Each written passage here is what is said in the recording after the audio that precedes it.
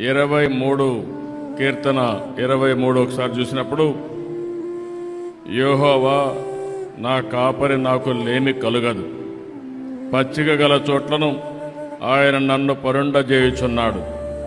శాంతికరమైన జలముల యొద్ద నన్ను నడిపించుచున్నాడు.